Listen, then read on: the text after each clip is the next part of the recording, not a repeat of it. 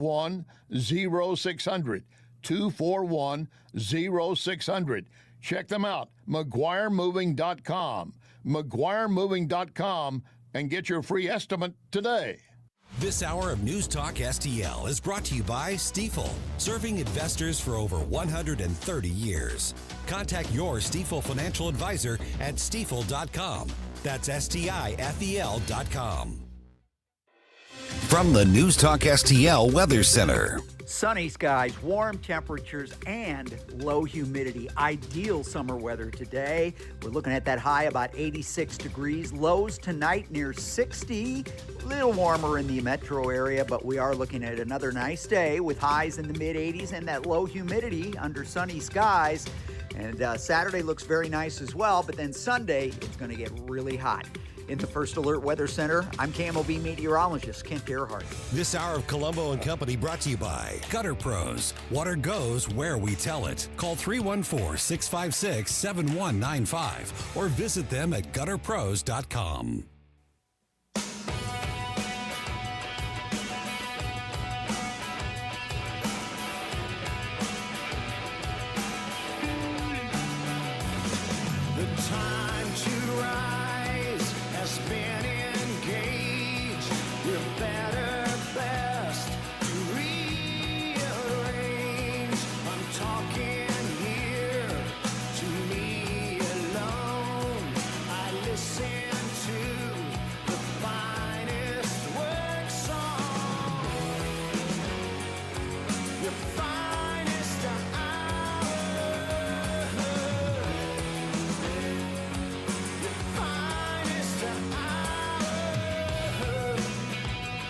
Hello and welcome to Colombo and Company here on 101.9 94.1 News Talk STL. I am Tony Colombo in studio with producer Ashlyn on another busy day here. Lots to talk about on this Thursday afternoon. We are going to get into the details of the Meta settlement. I've got some strong opinions on this, and I'm not sure that I don't know if they're popular opinions or not, but I definitely have some thoughts about these conditions that Meta has agreed to implement on their platforms moving forward as a way to, what they say is a way to protect kids from their social media addiction. I kind of have a question about where the parents' role is supposed to fall in this. But it's going to be an interesting conversation. We're going to get into that this afternoon. Also, Donald Trump has just been given a gift by Senate Democrats voting to give Donald Trump back some of his tariff powers in basically a swap. You give me this, we'll give you that, for heightened sanctions on Russia. And again, we'll get into these details. I'll explain all of this when we get into it this afternoon. But really interesting that Democrats who have been so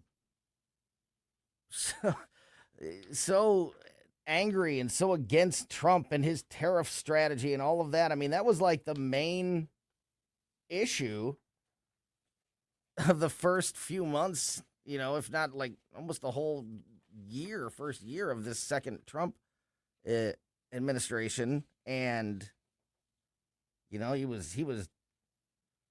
he was throwing around tariffs, left and right. And there was mixed reaction. We had a lot of great conversations with Paul Kurtman, PR Kurtman Investments, our economic expert here on the show, is with us every Monday.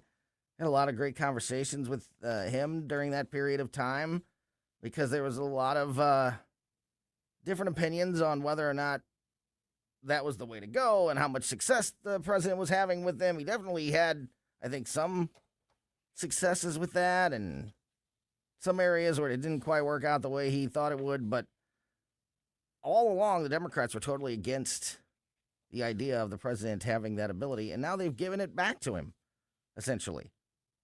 And all but less than 10, I think 8 or 9 Senate Democrats only voted against giving the president some of these powers back. So really interesting. We're going to dig into that as we go through this afternoon. We, of course, have another WNBA update. They can't help themselves. They're in the news every single day. Totally missing the point. Totally missing the argument that the vast majority of Americans have about not only this specific issue with the WNBA, and I'm talking about, the former pro NBA players, the men that have declared themselves eligible for the WNBA draft, trying to force the WNBA to make a policy about who can and who can't play in the league, essentially, trying to force them to say men cannot play in the WNBA, which they have yet to do. So, all of this has been going on, and a lot of the loudest voices that are out there criticizing these former pro players or attacking people like Sophie Cunningham and the fans that are wearing the chromosome XXXY shirts that some have been thrown out of games. Some of those fans have been thrown out of games. The people that have been attacking all of the folks on that side of the argument have been creating a straw man. They're not even addressing the real issue. And that continued. It continues today. And we'll talk about that. We've got more failures coming out of New York surrounding their government-run grocery stores. I'm kind of hoping, actually, that they're able to move forward with this. That Mondani's able to move forward with this plan. Because, like we said, even going into the elections in 2024, 2 years ago, I said that when it looked like, a certainty that Zorhan Mondani was going to win that race, and obviously he did, as we're coming to terms with, what a disaster that is, I said, well, at least this will give us a real-world example. This will show everyone, hopefully, what a socialist regime looks like in America and what it does to a city or a state, what it does to the citizens, what it does to the business owners, and hopefully, with that example right in front of us, it teaches a lesson to many people that need to be taught that lesson. So with that in mind, it's terrible. It's terrible for the businesses in New York. It's terrible for the citizens. My heart goes out to them. But this guy's, this is just one item on the list of all the problems that he's created for people there. And maybe if he does this and we see the failure and we see the money lost and the jobs lost and all of those things, maybe that wakes some people up. Certainly provides more proof, as if any is needed. It's ridiculous that we even have to say that that we need an example, because there have been examples throughout the years. Doesn't work. Does not work. It's failing in New York. It will continue to fail. But the one bright spot there is the more that it fails, the more evidence and the more difficult it makes the their side to try to paint some, beautiful picture about how that socialist agenda is supposed to work. It does not. So we'll talk about the latest problems up there in New York. We've got the latest coming out of Iran. Iran is not, they're not slowing down on their threats and their talk on the world stage about how they will defeat the United States. I mean, they continue to just talk trash as they have all the way through. And, it's something we haven't even, over the last handful of days, we haven't even talked as much about Iran as we have, over the last several weeks and months. And it's not because there's not anything going on there. It's because I feel like it's just, we're just spinning our wheels. It's the same old, same old. Oh, there's some negotiations happening. The blockades, every day there's an announcement on how the blockade is holding.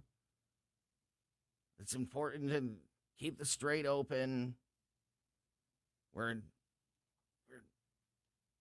carrying out all of these strict concessions to try to strangle Iran into submission.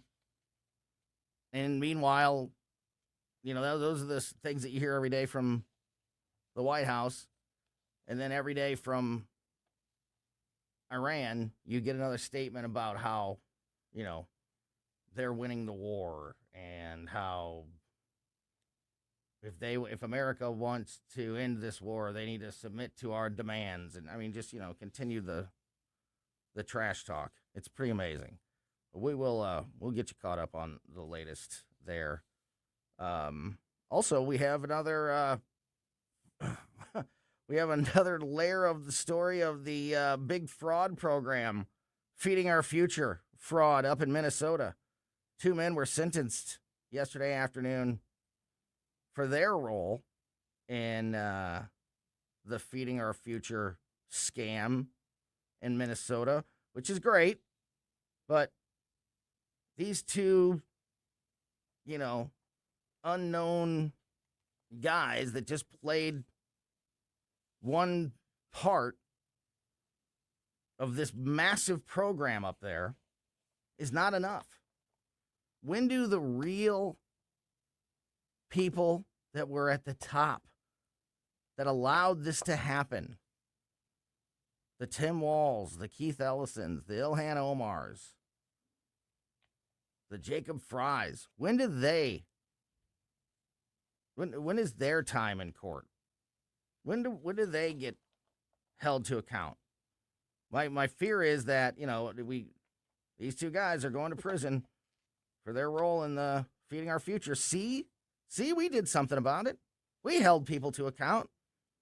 We took care of business for the people that were hurting the state. It's not enough, but I feel like this could be, used in that regard. One more really funny story. Donald Trump today signed an executive order renaming Lake Ontario to Lake America. I mean, it's part of the tariff thing that I mentioned a minute ago. Well, like I said, we'll get into that.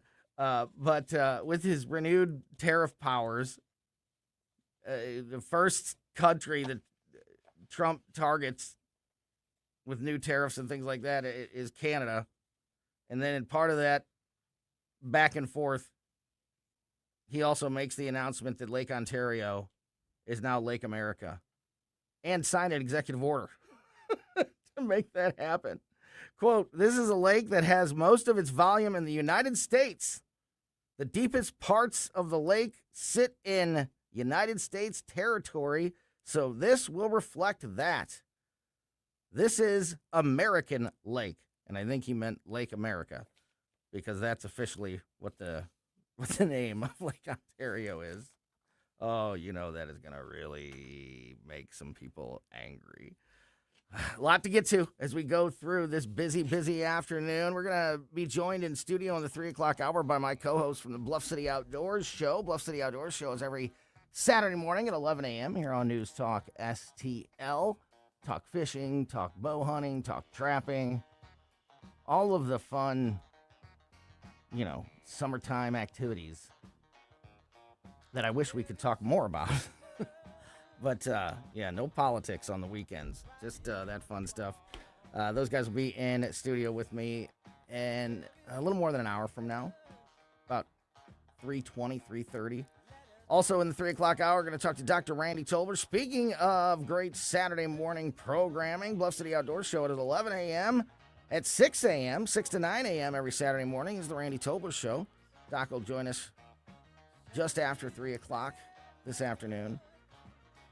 Virginia KRUTA from the Daily Wire will be with us in about 20 minutes. And making a bonus appearance on a Thursday, our legal expert, SUSIE Moore from Red State, co-host of Mike Ferguson in the morning. We were just talking with SUSIE about this Meta case and some of these other things on Tuesday on her regular segment. And then, all this news breaks about this settlement. So I want to talk about some of those details with SUSIE Moore. She joins us next here on Colombo Company. Made in St. Louis for St. Louis. It's News Talk STL. Whether at home or at work, you're mobile. So when you're mobile, stay mobile. Keep St. Louis's home for conservative talk with you wherever you go. Download the News Talk STL app in the App Store or at newstalkstl.com. Hunters, we are about 2 months away from turkey season. Are you ready? Hey, it's Mike Ferguson here, and if you stop by and visit my friends at Whistle Pig Outdoors, you will be. Whistle Pig is stocked with decoys from Avian X and DSD, clothing from Banded and First Light, calls from Rolling Thunder and Woodhaven, plus Whistle Pig has those hard-to-find tungsten shells from Apex and Migra. Whistle Pig Outdoors in Troy, Missouri. Just go to whistlepigoutdoors.com. Tim Jones and Chris Arps in the afternoon. Senator Hawley, I grew up in North County. The subdivision that I lived in, Coldwater Creek, ran through our neighborhood. The federal government dumped radioactive waste into the water, into the air, and they knew about it. They've done it for 70 years, and they've lied about it. And people in our state and in that region in particular have gotten sick and died. Tim Jones and Chris Arps, weekdays at 4 on News Talk STL. 1949, the last time a Republican held the top post in St. Louis City. A gallon of milk was 84 cents, and streetcars ran down Grand Avenue. Unfortunately, St. Louis City streets are no longer the epicenter of family and business life. In the 80 years of Democrat control, our city has been on a steady decline. Hello, Kirk Ilsinger, chairman of the Republican Party for the city of St. Louis, and we believe it is our duty to provide a different path forward. I invite you to our meetings the first Thursday of every month. Learn more at stl-gop.com. Paid for by St. Louis City Republican PAC. Curtis Farber, Treasurer.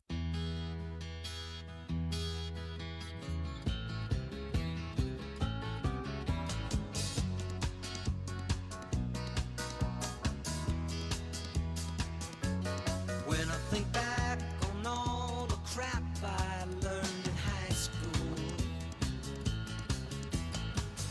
it's a wonder I can think at all. Welcome back to Colombo Company on 101.9 News Talk STL.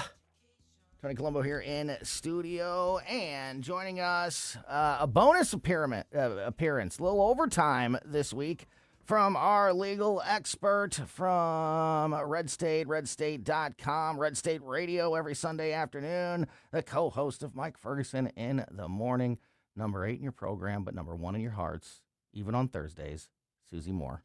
Hi, SUSIE. Hey, Tony. How are you? I'm good. Long time no talk. Yeah, right? So, I have some thoughts about this Meta settlement, and I'll get into it here as we go. But, we've been talking about this case for the last couple weeks, and it was something that I was really interested in because I knew it would have potentially a big impact on not only Facebook and Instagram, but social media platforms in general. And I think I, like many, were, just for the spectacle of it all, was,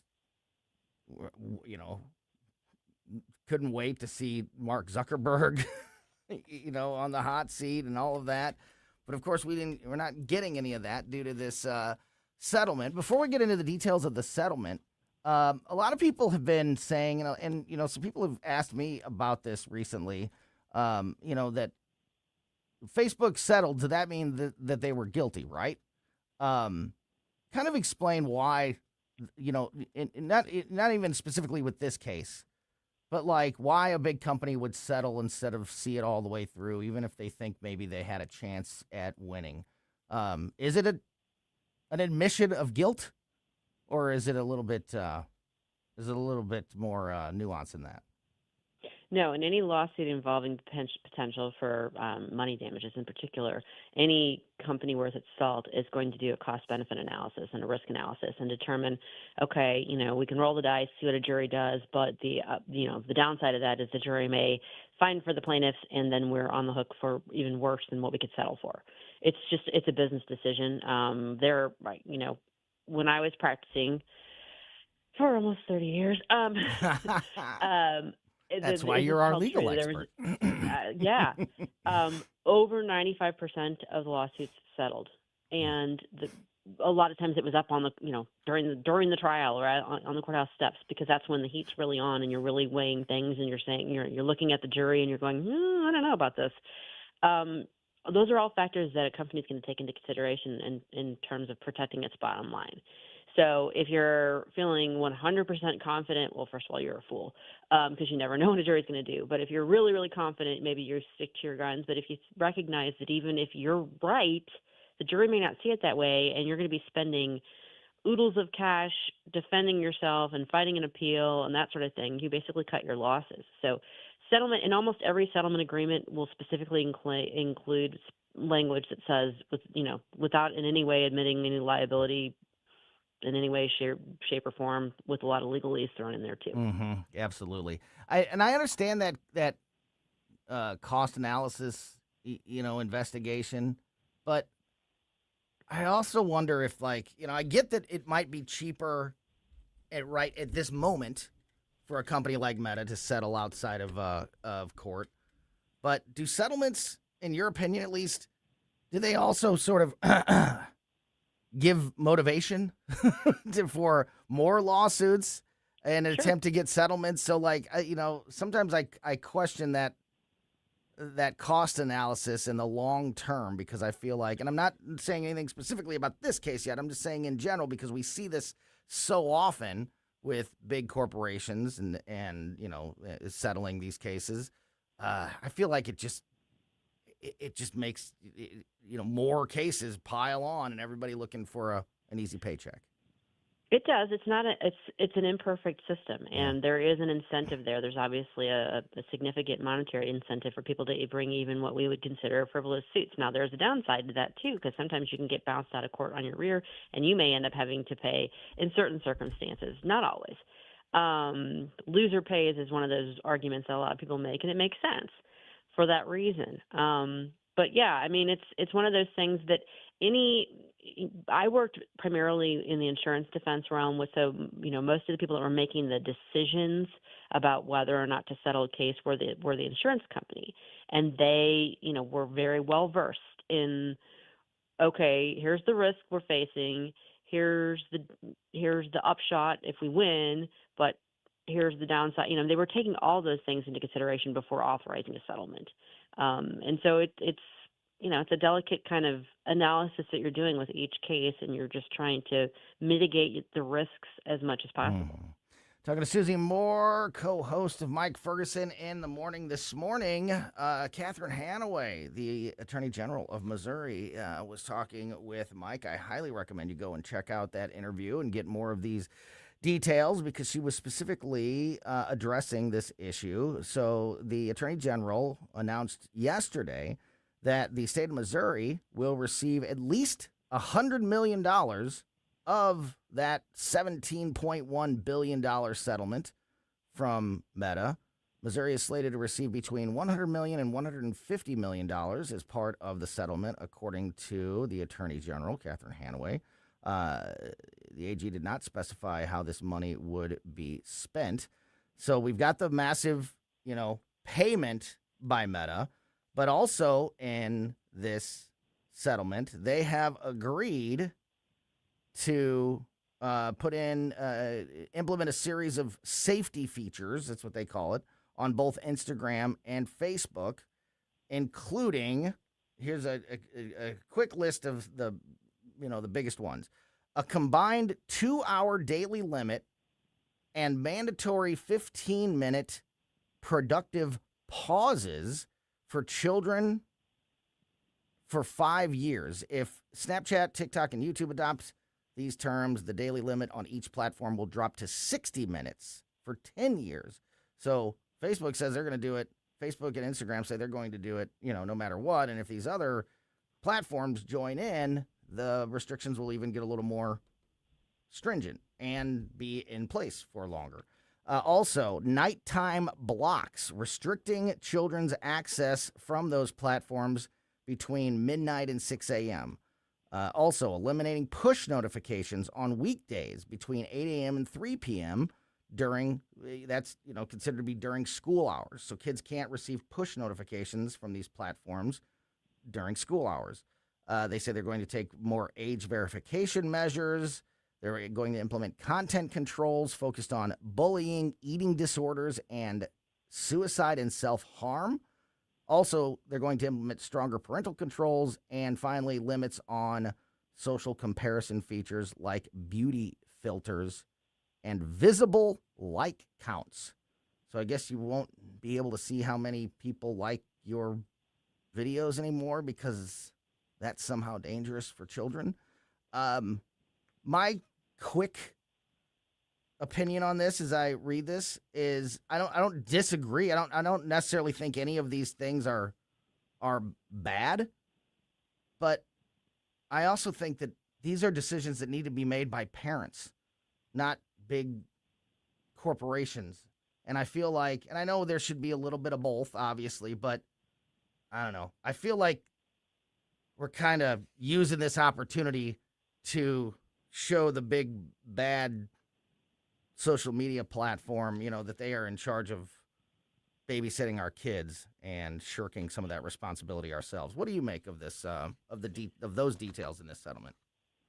Yeah, I like you, I think, well, some of these I think I'm a little bit perplexed by, but overall, I don't necessarily find them a bad thing, but about 3/4 of them, if not more, could be addressed without having to make a lot of changes if the parents just had control of their children's devices. All of the blocks and the limiting of the timing and all that, well, that goes out the window if the child doesn't have access to the device. Right. And if when the child does have access to the device, the parent is, reasonably keeping an eye on what they're doing and where they're scrolling and that sort of thing. I like the idea of parental controls.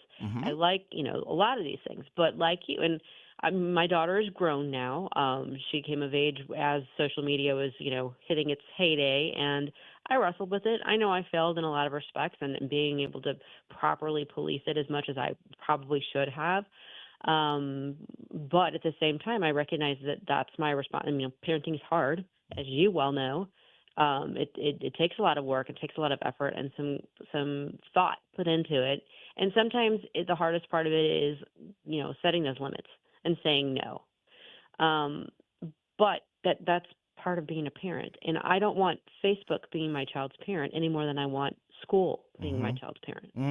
Exactly what I was. And in a lot of these, I am positive that there will be easy workarounds for kids that want to be on Facebook or Instagram after midnight. They'll just be on their parents' account or whatever, whatever it is. And also, like, they sound great. And I don't know, maybe I'm a weirdo. I'm a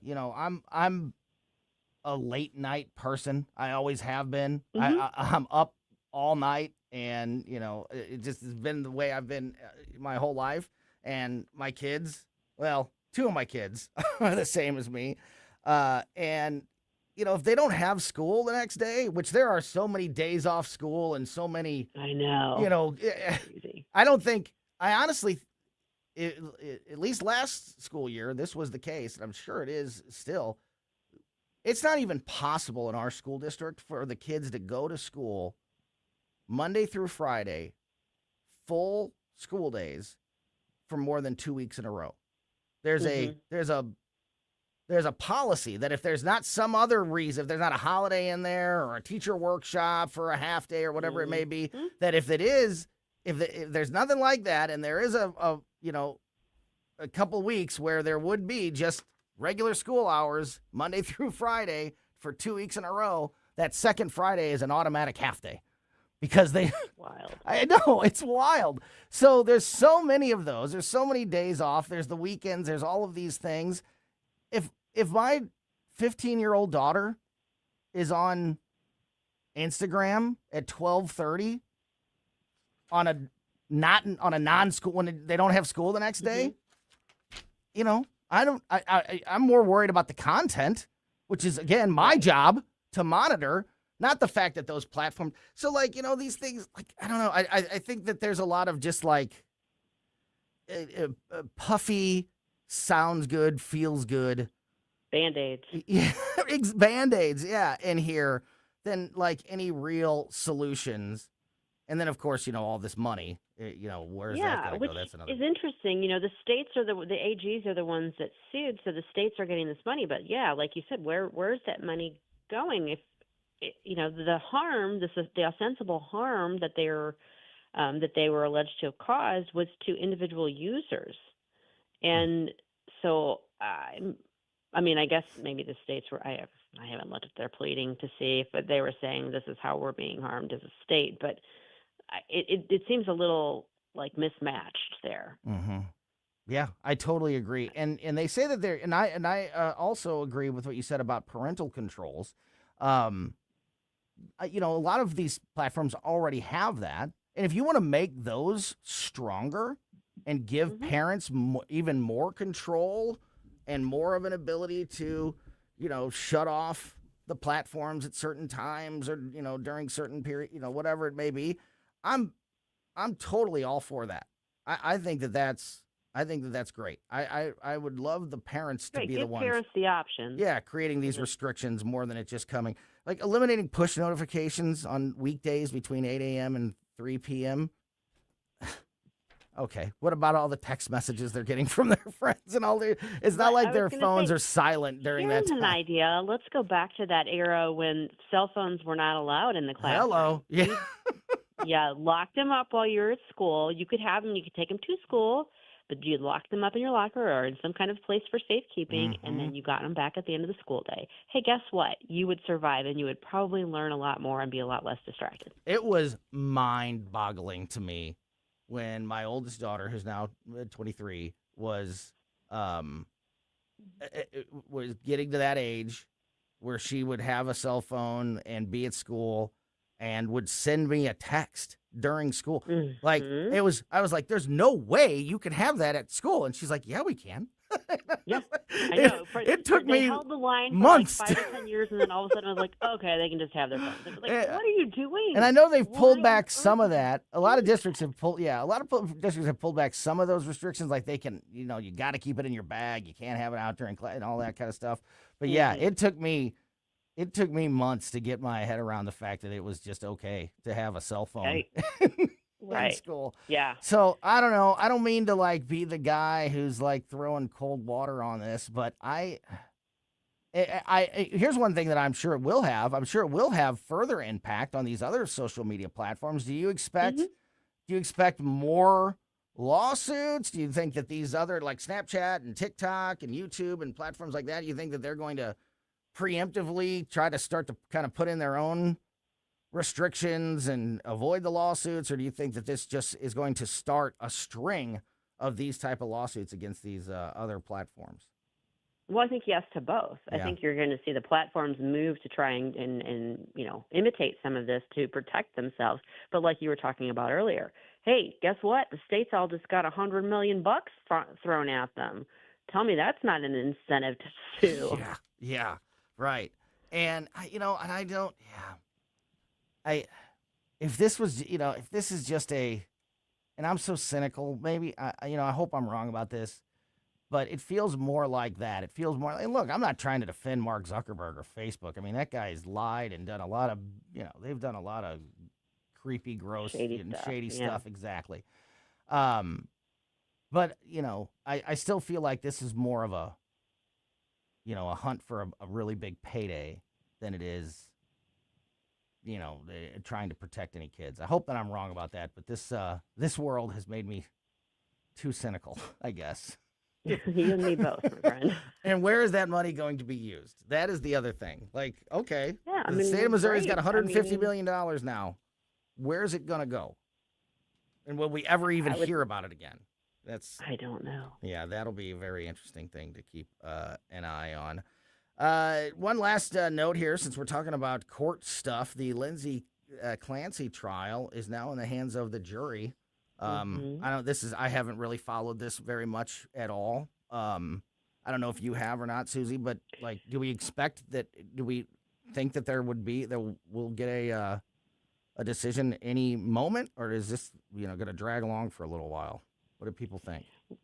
Well, because of the nature of the case, my instinct is that it's one that will take a while because, obviously we've seen the social media fallout from it and the way people have been reacting to it. So it wouldn't surprise me if it takes a while. Now, something that I used to tell Vic and Ken all the time when I was on with them, you submit the case to the jury, chances are that they come back with a verdict before 5 p.m. on Friday. Mm-hmm. They don't like to stick around. Yeah, they're ready to go home. They're ready to go home, and they've already been sitting through this trial for several weeks now, and it's, obviously not an easy case. So if there's any chance that they're going to be able to reach a verdict, in some way, they're either going to come back, today or tomorrow, probably late tomorrow afternoon, or if they're going to be going through this again through next week, and who knows when they'll be done with it. But there is this sort of interesting convergence of jury verdicts and, 5 o'clock on Friday. Mm-hmm. So maybe this time tomorrow afternoon, we'll have some news to report about that trial. But it is in the hands of the jury now. So a decision is imminent, and we'll continue to keep an eye on that. Susie Moore from Red State. Check out our articles every day at redstate.com. Tune in to Red State Radio every Sunday, 4 p.m. here on News Talk STL. And, of course, every morning with Mike Ferguson on Mike Ferguson in the Morning. Thank you, Susie, for a little bonus appearance on a Thursday afternoon. Thanks for your time, as always, my friend. We'll talk to you again soon. You bet, Tony. Take care. Yeah, great stuff there from Susie Moore.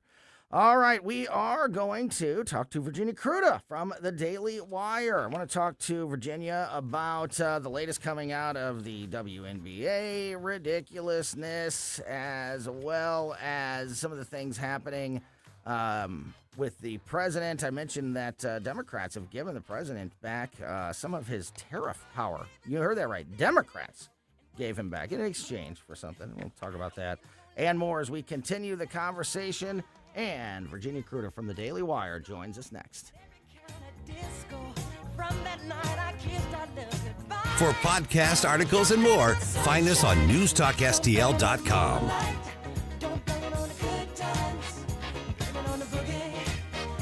Tim Jones and Chris Arps in the afternoon. Missouri's Attorney General Catherine Hanaway taking on and cleaning up the Mark Twain Hotel. We'll ask her to talk to us about all of that and more at 5:20. Tim Jones and Chris Arps. Weekdays at 4 on News Talk STL. Mark your calendar for the annual Leadership for America Dinner 2026, Friday, September 25th at the St. Charles Convention Center Grand Ballroom. Join News Talk STL for an unforgettable evening featuring keynote speaker Nick Shirley, the independent journalist who exposed the alleged fraud in Minneapolis, plus additional speakers and guests. Dinner's included, so come hungry for great food and bold ideas. For tickets and more information, visit newstalkstl.com. Hi, this is St. Louis County Councilman Mark Harder reminding you to check out my new show this weekend. The St. Louis County Insider with Councilman Mark Harder. That's me. Every Sunday evening at 5, we will explore with you behind-the-scenes stories and information that you won't hear anywhere else. Plus, we talk to decision makers and influencers that have impact on what's going on in St. Louis County and beyond. The St. Louis County Insider with Councilman Mark Harder. I'll talk to you Sunday night at 5, only on News Talk STL. Ronald Reagan once famously said, "Government is not the solution, government is the problem." When it comes to economic growth, government can be a roadblock. With red tape, regulations, and subsidies, government stifles entrepreneurship and also props up businesses that deserve to go under. Unlike government, free markets encourage risk-taking, freedom to succeed or fail. Governments shouldn't be picking winners and losers, the market should. Free markets benefit the business owner and the customer by encouraging competition. Free Market enabled a young man named J.C. Hall selling picture postcards in Kansas City to turn his idea into Hallmark cards. In St. Louis, the free market made it possible for Adolphus Busch to turn his father-in-law's local beer into the world's largest brewery. A free market also means you get to send your kids to the school of your choice. Learn more about free markets at showmeinstitute.org. The Show Me Minute has been brought to you by Show Me Institute and Show Me Opportunity. This hour of Colombo and Company brought to you by Gutter Pros. Water goes where we tell it. Call 314-656-7195 or visit them at gutterpros.com.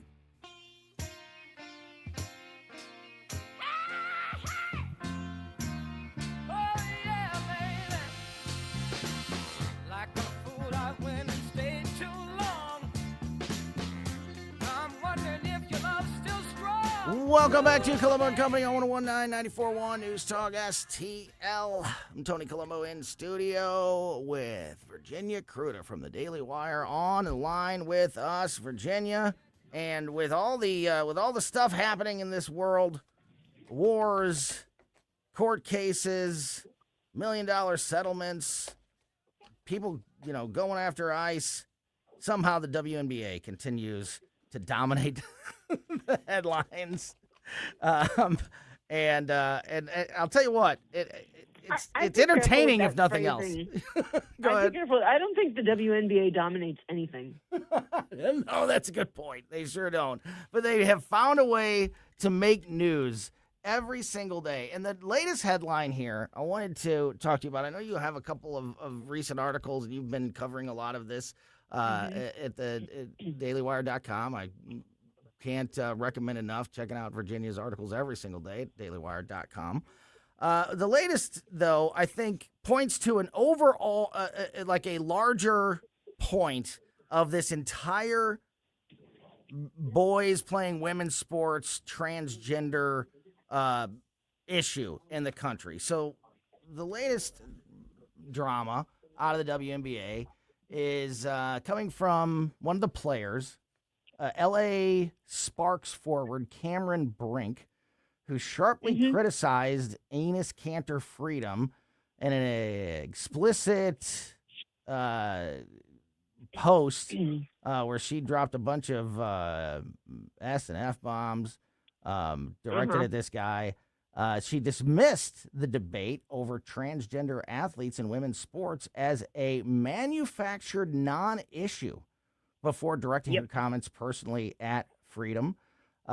She said, quote, "For me personally, I think when it comes to the trans issues that I believe you're talking about, I think it's a non-issue, and I think it's people trying to just come for the trans community, and I just don't stand for that." She then went after Enes Freedom, saying, "I don't even know what the F his name is. He's a stupid piece of S, and I think a lot of people think that he's just trying to stay relevant." And here, my point here is, Virginia, this is what this is the kind of thing you hear over and over from the other side. It 100% misses the point completely. You're a former athlete, female athlete. Yeah. We're not arguing about trans rights. We're saying boys shouldn't be playing girls' sports, but they don't ever address that actual issue.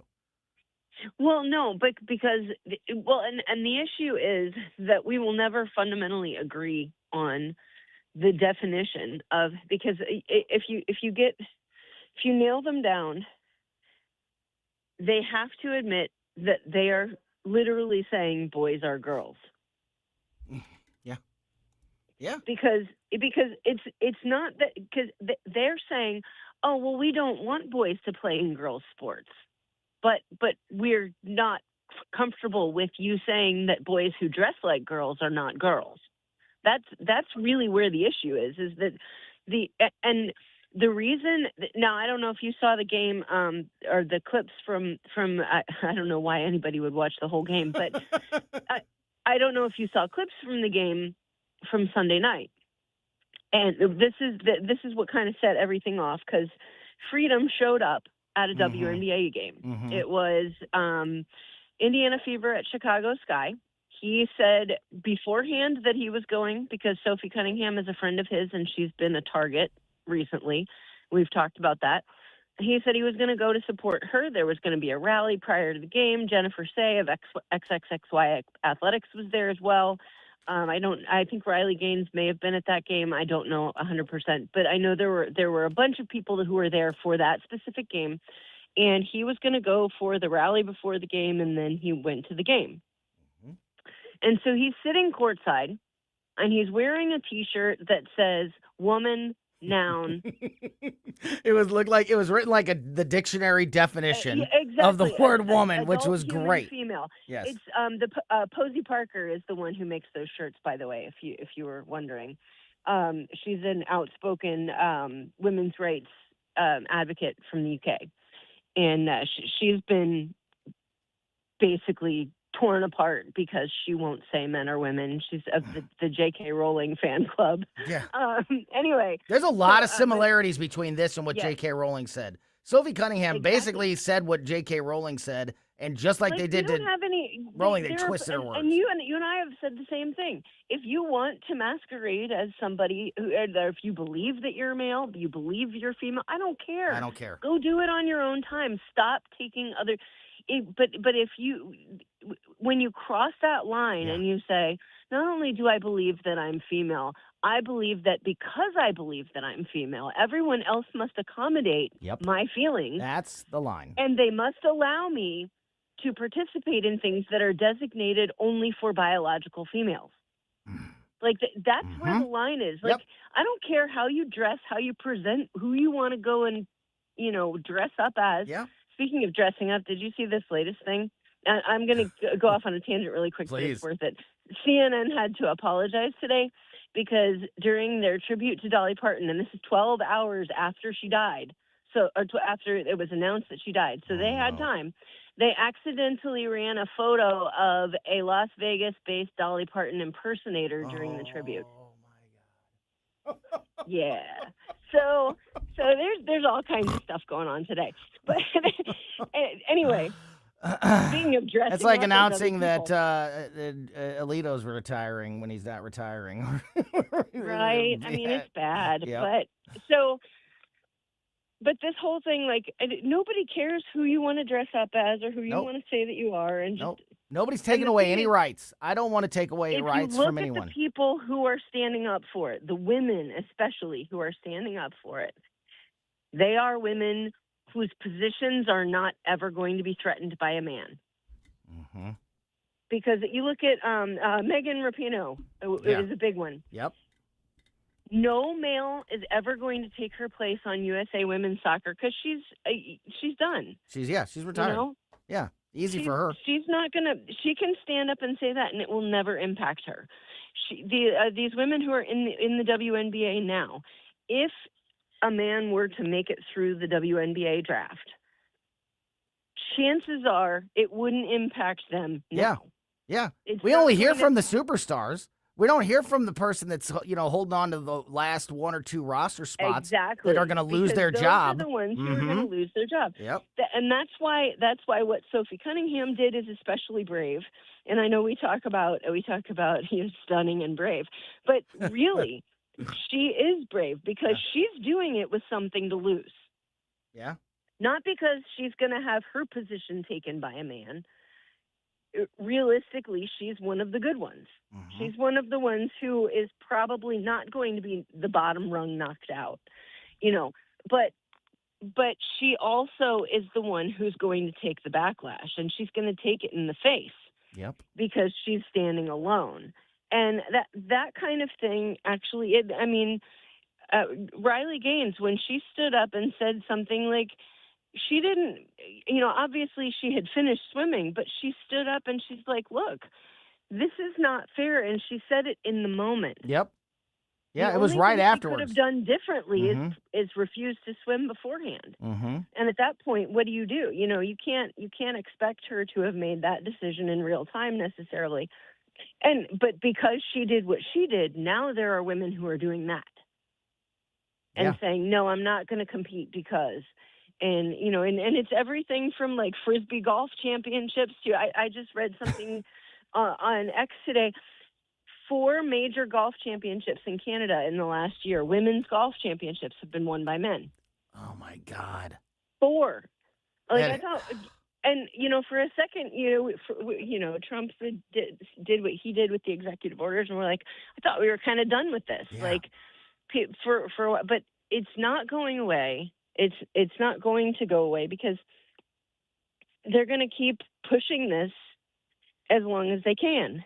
And which is for me, wild to me obviously, because I don't compete anymore.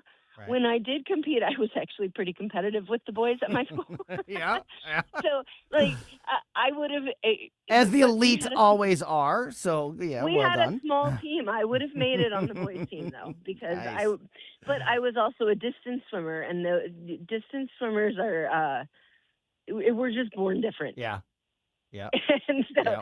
so like that was kind of what I did. And so we had a bunch of boys who were like, yeah, I'm a sprinter. And I'm like, okay. Mm-hmm. Yeah, but can you keep doing that for another 20 minutes? Because Yeah. I can. Right. Yeah. Exactly. So- exactly. Yeah. But yeah, so it's a very different thing. But like my daughter she's right now getting to the age where it matters, because she's 13, and when she started swimming at 10, typically the girls are faster than the boys. When 10, 11, 12, Yep. once you hit that break point, that 13, 14 age group, that's when the boys get faster, because that's when the boys get big. Mm-hmm. When they hit 13, 14, then it's like, because it's funny, because you can look at the times, like the championship qualifying times, 9, 10s, all the girls' times are faster than the boys. 11, 12s, they start to even out, but some of the stuff the girls are a lot faster, and some of the stuff the boys are faster. You get to 13, 14, and it's just like the graph just drops That's off. when you see Like it. Yep. It's big. It's not like 11, 12s, they're close. Like the boys might be faster in one thing, but it's real close. Or girls might be faster, but it's real close. Then you get to 13, 14, and it's not close anymore. Right. Right. Yeah. And it's even more dramatic as they get older. Yeah. So, I agree with you completely that that it's not going to stop. The WNBA is not going to give in. They're going to continue to double down and triple down and dig in their heels, despite the fact that they're on the wrong side of this now issue. you have Chicago Sky owner. He was defending throwing Freedom out of the game. They got him on Outkick, and they said, well, why didn't you just give him a warning? Yeah. Because, like, all he did, and you can look at the video, what happened was he had gotten up to celebrate, and he raised his arms and pointed when Sophie Cunningham nailed a 3. Yeah. And then the next possession, Natasha Cloud hits a bucket, and there's a dead ball, and they go, and she approaches him. Yes, she started. The and player starts it. And yells something like, he said she yelled that she's not going to sleep with you, meaning Sophie Cunningham's not going to sleep with you. Ugh. And he's like, well, that's not, I didn't want that. It's not what this is about. No.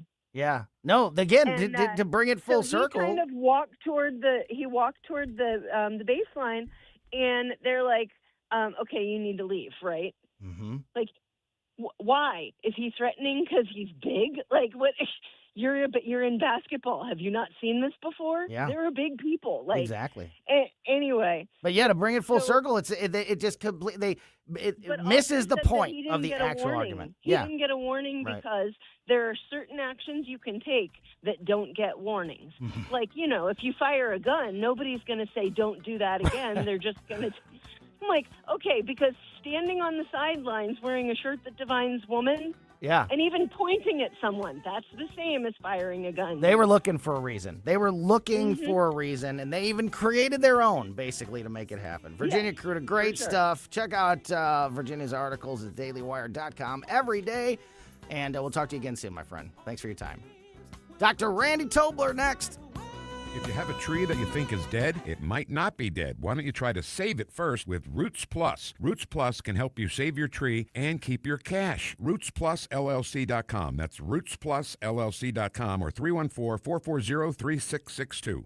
I'm Dr. TJ, owner of the Institute of Natural Health, co-owner of Optimal Nutraceuticals, and the host of Wellness One. Wellness One is designed to cut through the nonsense and provide you common sense science-based information regarding health and wellness. On the show, we discuss topics like thyroid health, gut health, hormone optimization, and many others. Our show airs Saturdays at 10 a.m. and 2 p.m. and Sundays at 11 a.m. and 3 p.m. right here on Newstalk STL. And you can visit us at inhstl.com. That's inhstl.com. Connor Roofing, you can count on Connor. Connor Roofing is now a two-time winner of the National Best of the Best Award for customer satisfaction for roofing, storm damage restoration, siding, gutters, both residential and commercial. Please visit ConnorRoofing.com for an estimate. And remember, you can count on Connor. KLGY HD3 Clay, K270BW Bellefonte, KNBS Bowling Green. This is News Talk STL at 1019, 94.1, and always streaming at newstalkstl.com. Town Hall, I'm Bob Agnew in Washington. Canadian military spending is surging with companies expanding into defense contracting. For example, one company known for luxury parkas now making high-tech military gear. The Canadian government pouring billions into their industries to reduce reliance on American suppliers. As a trade war heats up between the two countries, President Trump is changing the name of another body of water. President Trump changed the name of the Gulf of Mexico to the Gulf of America. Now he's looking north. The president in the Oval Office with a new map and telling reporters he's renaming Lake Ontario and calling it Lake America. Correspondent Laura Winters reporting Iran's economy is poised for more instability as the administration tries to convince other countries to end all financial dealings with the Islamic regime there. One country has already done so, the United Arab Emirates. Meanwhile, new details are emerging about an Iranian plot targeting a world leader's family member right here in the United States. Israeli Prime Minister Benjamin Netanyahu says Iran tried to murder one of his sons. A U.S. law enforcement source identifies the target as his eldest son, Yair, who was living near Miami. Israeli reports say Yair was moved out of the area after intelligence determined an Iranian cell was already on the ground. The plot adds to growing concerns about Iranian threats against officials and their families. Willie Nelson, Washington. California's federal government battling over hospice fraud. California's been a focus of the Trump administration's crackdown on fraud in federally funded health care programs, with more than 1,000 California hospices removed from Medicare since early 2025. Federal officials estimate that L.A. County alone accounts for an estimated $3.5 billion in fraudulent hospice claims. The state says it's doing its part to tackle the issue. California has revoked nearly 500 licenses since putting a moratorium on new hospices in 2021, and in June adopted long-awaited emergency regulations that set more stringent criteria for approving new licenses. Bernie Bennett reporting. More at townhall.com. From the people who brought you It's the Dog Park comes... Is that a new bump on your dog's neck? Or is that bump just a part of his neck? Could be a bug bite or something way worse. Protect your dog from injury and illness with Progressive Pet Insurance. Wait, there's another bump right by the first bump. Progressive Casualty Insurance Company and affiliates, not available in all states or situations. Coverage subject to policy terms. Hey, y'all, I'm Willie Robertson. And I'm Corey Robertson. We partnered with Echo. It's a new platform, not just streaming. Movies and series that are safe for your family. I love a podcast. Plus, Echo Daily Devotionals. Echo. Hey, Willie, what is Echo? Echo is my pet squirrel. Okay, now, Echo is not just faith-friendly, it is faith-driven. Be a part of something better. Echo. Echo. It's where I want to be. That's EKKL.com. Subscribe now. From the News Talk STL Weather Center. I'm First Alert 4 Chief Meteorologist Steve Templeton. A real nice night tonight. Clear skies, low down to 65, then a high of 86 and no heat index on Friday with mostly sunny skies. It is a great day. Saturday, partly cloudy, no heat index, but a little hotter at 89. And that's the trend, getting hotter. Sunday, 95, heat index around 96 with mostly sunny skies, and that begins a heat wave. We'll have highs in the upper 90s next week. That's the latest from the First Alert 4 Weather Center. I'm Chief Meteorologist Steve Templeton. This hour of News Talk STL brought to you by Chris Cooper and Serenity Wealth Management. Business owners, download your free playbook for financial clarity at SerenityWealthBiz.com. That's SerenityWealthBiz.com. There's something magical about walking into your backyard and knowing your family is completely safe and secure. Hi, I'm Sean Long, owner of STL Fenceworks. That's the feeling my team and I have been creating for metro area families for more than 50 years. Whether you're adding your first fence or finally creating the outdoor sanctuary you've always wanted, we offer premium vinyl and stunning ornamental options, all designed around your family's specific needs and lifestyle. While other companies struggle with supply delays and rising costs, we've always proudly used all American-made materials, which means better pricing and faster installation for you.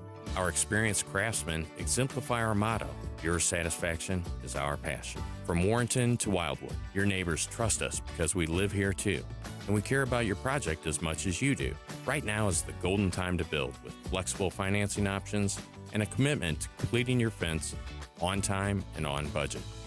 Visit stlfenceworks.com. News, analysis, opinion. Don't always agree, but in love listening to your radio station. This is tyrannical stuff they're doing. Elections have consequences. This is 101.9 and 94.1 News Talk STL.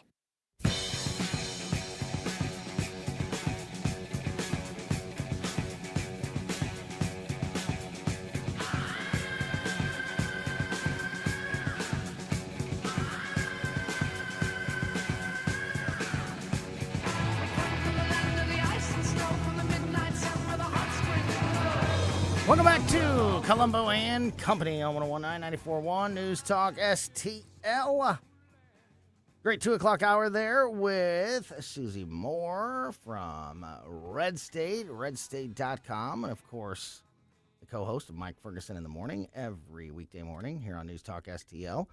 Also, in that 2 o'clock hour, just moments ago, wrapped up a conversation with Virginia KRUTA from the Daily Wire, dailywire.com. Check out Virginia's articles there every day. And if you missed any of those conversations, make sure you're subscribed to our podcast on your favorite podcast platform, because that's the best way to make sure you never miss anything that happens here on the show. Coming up in just about 20 minutes from now, we're going to be joined in studio by my co-host from the Bluff City Outdoors show, the owner of Bluff City Outdoors, Mark McMurray, will be here with us. Of course, the Bluff City Outdoors show is every Saturday morning at 11 a.m. here on News Talk STL. And speaking of Saturday mornings, every Saturday, 6 to 9 a.m. is the Randy Tobler show, and Dr. Randy Tobler is on the line with us now. Doc, how are you? I'm doing really well. How are you, Tony? It's always fun to talk with you, bro. Yeah, great to talk with you as well. And yeah, never a dull moment. Plenty. No, we never. It's not like we come up with like, what are we going to talk about today? Yeah. Plenty going on out there. We talked a lot about the WNBA with Virginia in the last segment, and we broke down some of the Meta settlement with Susie Moore before that conversation with Virginia. So I don't want to rehash that totally. But I mentioned this morning on Mike Ferguson in the Morning, Mike interviewed Missouri Attorney General Catherine Hanaway about the Meta settlement. I highly recommend you go and check out that podcast. It was a great conversation, great information. And Doc, just like I said, I don't want to spend too much time going back into all the details of this, but I did want to get your thoughts on it, because while I'm no fan of Mark Zuckerberg, certainly, and I'm not going to be the great defender of Facebook and Instagram at any level, I don't know that this really. I mean, I get that everybody's excited about all the money that the states are getting, and that's great. I hope we do the right thing with this money. The Attorney General said today that Missouri is getting between $100 and $150 million of the $17 billion settlement. And then, all of these new restrictions that Meta's going to put in on Facebook and Instagram, kids can't be on after midnight and things like that. I don't know.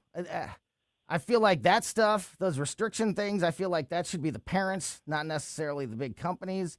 And I know everybody's happy about this money, but do you trust that it's going to go to the right places? I'm not doing circles about this settlement. Like it seems like others are. What do you think? It's funny, but she was making the rounds this morning. I talked with her on my show this morning. That's great. Well. Good. That's great. And I asked her the question. I asked her a similar question. I said, why shouldn't we have held out and And, because we were talking about, there were bigger bucks. There were a couple $100 billion or even higher that people were talking about. Should the governments, the various states that were suing, prevail in a court, against a jury, or up against with a jury.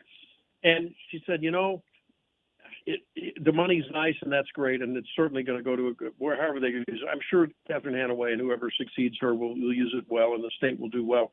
But she really, and I share this sentiment. I'm more excited about the guardrails that are going to be placed. I think that may have the kind of impact that I'm worried about, and that is ongoing anxiety, depression, people looking for self-esteem in all the wrong places. I'm really happy that they're going to take the likes away, the like counts, Mm-hmm. I really think, I tell you, I would be a fan. I might even be a fanboy for Facebook and all the others if it was impossible to express your approval of a post except reposting it with a quote. Because to be able to just push a thumbs up or a like or a heart or whatever, that's a cheap affirmation. And we all feel good when we get affirmed, but we may not know whether it's cheap or not. And I think that we're all so dopamine enhanced right now with this post got 7 likes. We all do that. Let's be honest about it. We all do it. We do it in business. We do it with anyone that denies that they don't look, if they thought they made a clever post, and they don't go back a day or 2 or 3 later and go, this was a good one. I got 150 likes. Maybe that's just because someone was perusing and just, they know you and they're like, oh, that's nice, And I think especially when it comes to young people, it's important that we instill in young people earning affirmation, really earning it through doing something meaningful. And I just don't think a selfie with a filter, or a nice dance step. Well, I guess if you're a dancer, that's meaningful. But you know what I mean. So, some kind of a little meme thing that you do in terms of preparing young people for life, whether that's a really good thing. So short answer to the long question, I'm not unhappy. I'll take what I can get. And as a parent, I'm sure glad that the parents will have a little bit of some, the government helping them, giving them some general approval, or that, hey, when I tell you to get off the phone and your Facebook, it's not just me. The government and our leaders don't think it's such a good thing either. And parents always need a little help because after all, our kids think we're idiots. We'll see how much that help actually you're works. Right. You're right. I don't have a whole lot of faith. I don't have a whole lot of faith in that. And then, I don't know if the AG, if Catherine said this to you today. I heard, I was listening to Mike's interview, and I thought it was interesting that she mentioned multiple times that they were hoping to get more money. Like I said, the state of Missouri is supposed to get between $100 million and $150 million. Mm-hmm. The jury, decided it was going to be, as much as $17.1 billion. And also, and I'm dead serious about this, my math could be wrong off the top of my head like this, but 17 billion divided by 50 is more than 150 million by quite a bit, right? Like double. Like, where's the rest? How come it's not $300 million per state, or is it getting divvied up? But like, do some states get more than others? I don't know. I don't know how all that's going to work out, but I feel like this was more of a. I feel like this was more of an attempt at a payday than truly trying to help people's lives. Am I being really over cynical about the states and the government? With all due respect to the legal profession, and I hope SUSIE isn't listening. She's a recovering lawyer. She's all right. I think there are an awful lot of lawyers who that is in fact what it's about. Just like there's a lot of doctors like that. There's a lot of everyone in a professional place that are like that. But ultimately, it depends on what you think of as a win, And I guess and here's the other thing though, we haven't talked about this. I mean, this was out in California, right? In LA, if I'm not mistaken. The case, I believe so. Yeah, I believe so. Does anyone trust a California, much less LA jury? No. Think that through. I mean, It could have been a colossal failure in that venue. It was somewhere out west. I think it was California. And my God, I mean, that's the reason that we always just like throw our hands up whenever Trump was getting the case was in the D.C. court. It's like, forget about it, right? Mm-hmm. It's all over. He's a loser there. He's going to get convicted, right? So, or New York for that matter. So there may have been a calculus there that like, hey, this is not a slam dunk. Let's take what we can get, and hopefully this can be spread across all the other platforms. I know that was Meta's challenge to the rest of the the Snapchat and the TikToks of the world. I just think that it's like any other addictive substance or addictive hedonistic pleasure that someone can have, right? Whether it's drugs or booze or, in this case, anyone that wants to deny that this is not an addiction, I mean, come on. Just take a look at your screen time, right? Just tell me. I think adults are better equipped to handle that than children whose minds are developing. And I just, however we can put, and we have a duty to protect our children. The government has a duty to protect the public. And I think that in this case, maybe this rises to that occasion. And I think we don't let kids, drink and use marijuana before their minds are at least a little more developed. And maybe it's a good idea here. We'll have to see. I hope it is. I hope it's more effective than I believe it to be. The trial was in Oakland, California. So there. Same thing. That's exactly. A difference without a distinction, right? Speaking of LA, in a time period where this story has blown my mind all week. A time period that we live in right now where election integrity is such a hot button issue, and it's going to heat back up here in the coming weeks as we get closer to the midterms. Election integrity and stealing elections and all of this kind of thing, and what you can do and what you can't do in elections, and when you can vote and who can vote, and all this stuff. Mm-hmm. The fact that in Los Angeles, California, that if you make a donation to the sitting mayor of the city, that your campaign donation can be matched up to 6 times by the city. And it's something that's in the ads for Karen. I don't know if you've seen this story, Doc, but it's blows. Karen Bass's campaign ads are reminding people to, hey, support my campaign. And remember, for every $1 you donate to my campaign, the city can donate another $6. So your dollar goes a long way in my reelection. How? What? How do we? Yeah. How is that happening in America when we are having this argument about election integrity? That is that right. Blows integrity out of the water. These are the people that love to throw around the word fairness. Yeah.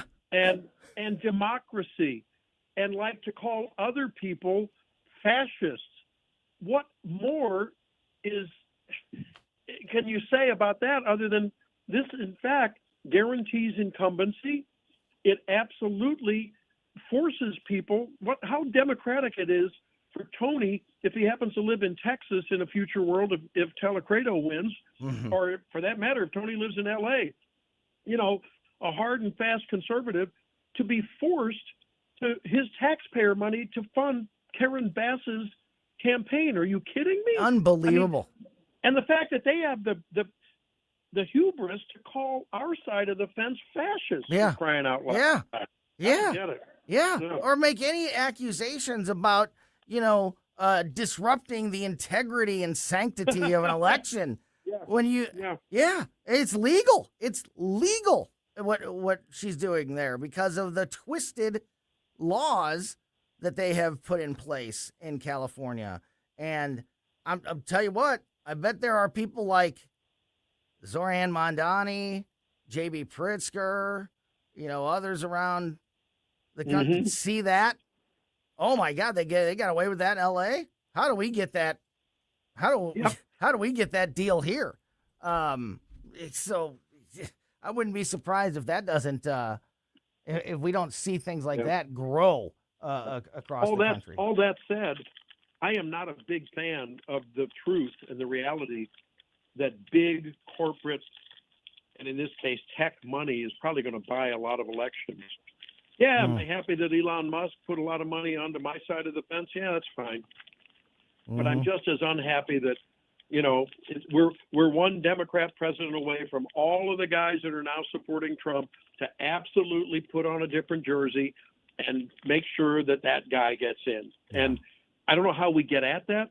The left side of the fence from a national election perspective seems to like this only publicly funded campaigns. I don't like that. I would vote for a constitutional amendment that puts a cap on spending. I don't care where you get your money from. We're just going to limit it. It's sort of like the salary cap in the NFL. You know, I don't care where you spend it. You want to buy one really good, expensive quarterback, you do whatever you want to do. But, you know, I do get concerned about, I've heard people in the political circle in this state say without reservation, just as though it's like, hey, Tony, you know, the sky's blue. It's like, hey, Randy, you know, he's got more money. He's going to win. And by God, it's almost always the case. That troubles me. Well, we let people buy, we let those billionaires and big companies and special interests buy constitutional amendments in Missouri. And when we tried to do something about it last month, I think an uneducated group of voters that didn't understand the issue said, we love that. We love when companies and special interests can buy constitutional amendments. So we're not going the right direction. I agree with your concern, Doc, but we're not going the right way on that one. We're going exactly the opposite direction. At the end of the day, it's like shed a tear emoji. I think about how unengaged and uninformed so many people are at basic civics, you know, 5th grade, 8th grade civics levels, Tony. And I'm not saying we need poll taxes, and I'm not saying, well, maybe I am saying that at some level, it scares me that people that don't know how many senators each state has can vote. People don't even know. Oftentimes they can't even name one of their 2 senators. You ask them about, well, what do you think about the national debt and the debt? I don't know. All I know is it's spring break, and man, I'm having a party down in Pensacola Beach, man. I'm like, whoa, geez, you know. It scares me, man. I agree. It scares me. No, I agree. Talking to Dr. Randy Tobler. Randy Tobler Show, Saturday morning, 6 a.m. here on News Talk STL. Just got a few minutes left here with Doc. I mentioned this earlier. This is really interesting to me. After the Democrats screamed about Trump's use of tariffs, and that was the tariff thing was like the biggest issue of the first 6 months, half a year, maybe even longer of this second Trump administration, and Democrats screaming about how he shouldn't be allowed to do this, and it's unconstitutional. He doesn't have that kind of power, and he can't. And then they actually won some cases and kind of limited what Trump's been able to do there.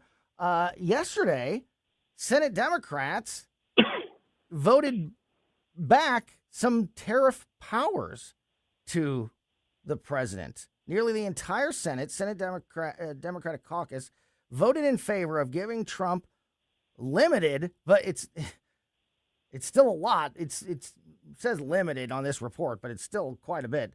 Limited tariff authority in exchange for, this is a really, the way this report is written has got a lot of opinion in it. Limited tariff authority in exchange for bone-crushing sanctions against Russia. So I guess the Republicans said, we'll up the sanctions on Russia if you give the president back some of his tariff powers, and this agreement was made.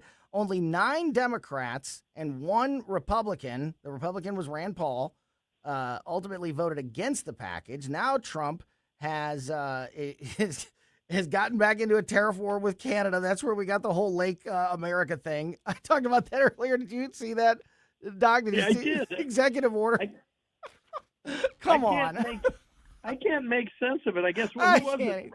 Crazy Ron Wyden from Oregon. I guess he's the only guy voted against it, or whatever. But this Lake of America thing, like, just because he's angry with Canada again, he wrote an executive order today that renamed Lake Ontario to Lake America.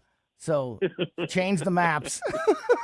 He's just toying with everyone. Yeah, exactly.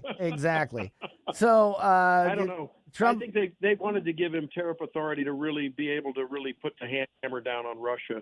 And, hey, however that happens, that's good. We need to bring that country to its knees after what they've done to Ukraine. Yeah. So he immediately introduced 50% tariffs against Canada on roughly $20 billion worth of goods. The tariff authority baked into the sanctions package will allow Trump to issue levies of up to 500% on Russian imports and tariffs, as you mentioned there. But he gets a lot of his tariff power back, not just for the Russia situation, but across the world. Kind of bizarre, I thought. After the Democrats screamed and yelled about how wrong it was for Trump to wield tariffs the way he was, ultimately these same Democrats are the ones that have put this power right back in his hands. So here we go again.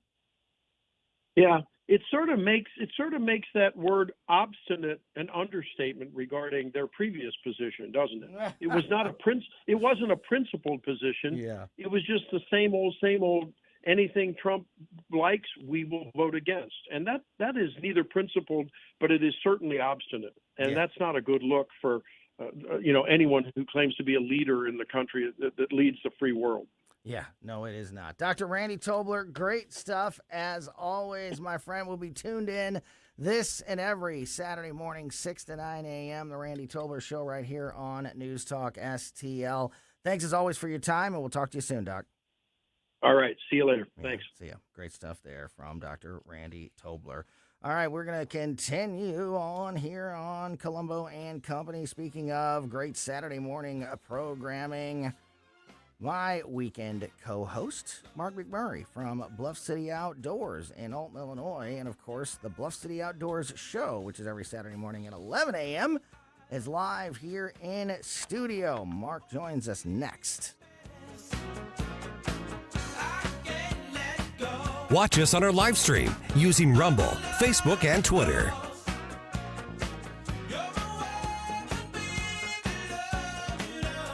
St. Louis's new choice for conservative talk. Live and local. I need to know what's going on in my city. News Talk STL. Fox News commentary with Jimmy Fallon next. Most investments today feel like second jobs. Real estate, you're a landlord. Stocks, you're a day trader. Crypto, you're a full-time researcher. You've got a life to live. Your investment should help you live it. That's why more Americans are choosing gold. Noble Gold has helped thousands protect their future with real physical gold. Visit NobleGoldInvestments.com to get your free wealth protection kit. That's NobleGoldInvestments.com. Past performance may not be indicative of future results. Investing in precious metals, including gold, involves risks. Consult with your tax attorney or financial professional before making an investment decision. Jimmy Fallon calls out a Democrat senator for riding the socialist wave. There's a lot of people out there that have watched this last 10 years of politics transpire that don't feel served by either party because they genuinely don't like Trump and they don't really feel represented by anybody. That's where the socialists are filling the void. They're at least showing up and saying things like income inequality while they sit in mansions that their parents bought for them. I understand they're, as hypocritical and as ridiculous as anything they're running against, but the average person might not. Okay, when you see somebody like Chris Van Hollen come along just trying to game this wave of stupidity. Okay, he is being as opportunistic as everybody else out there. Is he a lying sociopath? Yes. Did he embarrass himself shielding for illegal immigrant gang members over American citizens? Yes. But does that rule him out of the modern Democratic Party and any chance at upward mobility? No. For more commentary like this, go to foxnewspodcast.com. Hey, it's Chris Arps. Becky and I recently discovered a restaurant that's quickly become one of our go-to restaurants, Timothy's in Creve Coeur. Led by executive chef Will Mabry, Timothy serves contemporary American cuisine with a touch of Southern charm. Dishes like pastrami, smoked lamb, and shrimp and grits. My wife absolutely loved the lobster pot pie, and everything we've tried has been incredible. Amazing house-made desserts and over 500 wines to choose from. Enjoy dinner 7 nights a week, plus lunch, brunch, and private events. Timothy's in Creve Coeur at 12710 Olive Boulevard or online at timothysstl.com. Ready to reel in a monster? Gateway Blues Catfishing puts you on the biggest catfish the Mississippi and Missouri rivers have to offer year-round. Captain Robert Stelmach brings 10 years of guiding experience, so you're in expert hands. U.S. Coast Guard licensed, fully insured, and always safe. Whether it's your first cast or your 500th, we'll get you on the fish. Book your trip today at GatewayBluesCatfishing.com. That's GATEWAY BluesCatfishing.com. Hey, it's Susie Moore for Window World. Did you know that in just over the last 20 years, Window World of St. Louis has improved the look and thermal efficiency for over 80,000 customers in St. Louis? Plus, Window World windows come with a lifetime warranty that covers all parts, glass breakage, and labor. And now, Window World is offering 36 months, same as cash financing with approved credit. Call them today at 800-GET-WINDOWS for a free in-home, no-pressure estimate. That's Window World at 800-GET-WINDOWS. They're the preferred window of the St. Louis Blues. News, analysis, opinion. Thank you for taking my call. Thank you very much for taking my call. Every day, it's something new. No one else is really talking about this. I'm glad you're fired up about it, too. Trump's doing the right thing. You know, there's so many issues. It's over. I think you're politically wrong. Very upset. I will have to agree with you. You're one of the sweetest guys in the world. For a guy who's so bad on politics. 101.9 and 94.1. Your platform is, like, really, really important to us. St. Louis is #1 for conservative talk. News Talk STL. On the next, Larry Connors, USA. The story behind the story, the USS Nautilus, the first nuclear-powered submarine. Larry Connors, USA. Now, weeknights 6 until 8 on News Talk STL. The left, for months now, one by one, have been begging for a civil war. Every caller gets their say. We got to stop and not put these officers in situations where they feel like they have to overreact. And whether you agree, we have to assume some responsibility, because I'm a black man, or disagree, I think you're politically wrong. I do not need athletes to tell me. You're invited to join the conversation. Thank you for canceling all your games. Now I get it. 101.9 and 94.1 News Talk STL.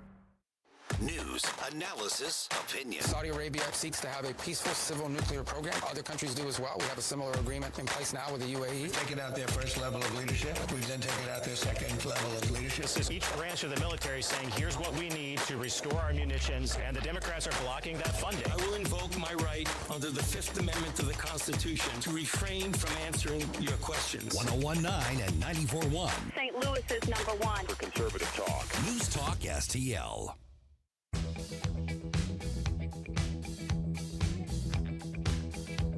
Welcome back to Colombo and Company on 101.9, 94.1 News Talk STL. Great conversation with Dr. Randy Tobler in that last segment. If you missed it or just want to make sure you never miss anything here on the show, subscribe to our podcast. We put the show out as a podcast right after we get off the air every day on basically every podcast platform. So wherever you get podcasts, wherever you like to listen to podcasts on that platform, subscribe to Colombo and Company, and you'll never miss anything that happens on the show. Speaking of the Randy Tobler Show, Saturday mornings, 6 to 9 a.m.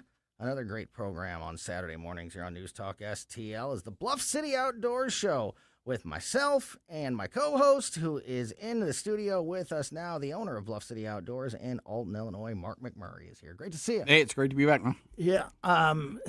Thanks as always for coming in. You know, every week.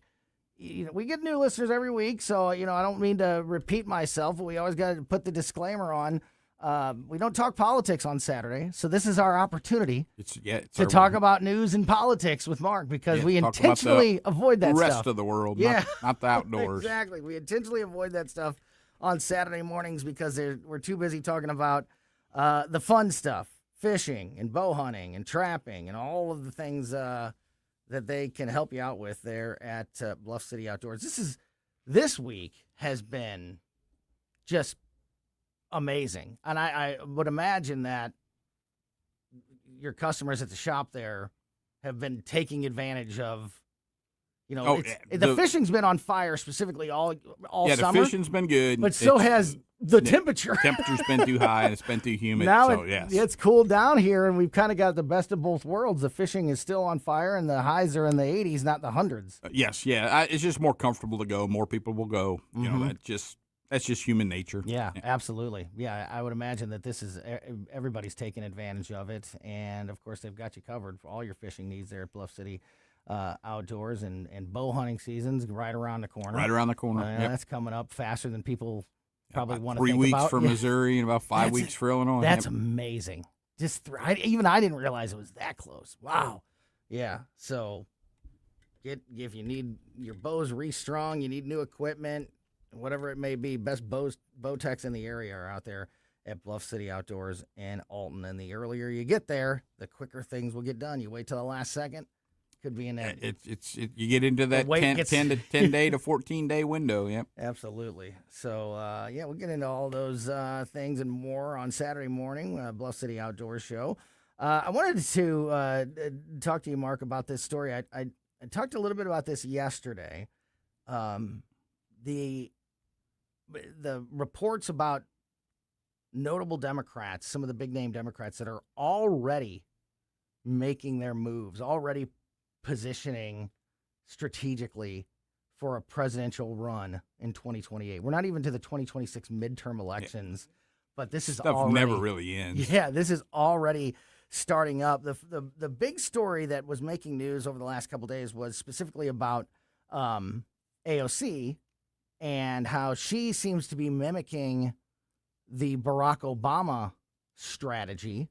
She seems to be on the same kind of taking that same path when you look at what he was doing 2 years before he was elected and the way he started his building up his run and popularity, and then ultimately getting his creds together. Exactly. That she seems to be on that same path. So she could be the next, possibly, Barack Obama. We'll see about that. But when I saw that story, it made me interested about, who else is doing these things? One of the people that is also, if you've paid attention here recently to what they've been doing, is Governor J.B. Pritzker. Oh, yeah. Our very own. As a business owner in Illinois and a resident of Illinois, as so many, listeners are, what it's like with J.B. Pritzker in your life. But he has been, and he's not the only one, he's been holding events in Iowa. He's been making appearances and holding events, talking to people in Iowa. Yep, laying the groundwork. Because the Iowa caucus is so critical to the presidential election that you see a lot of these people, Pete Buttigieg, Amy Klobuchar, J.B. Pritzker, some others, have been making regular trips to Iowa.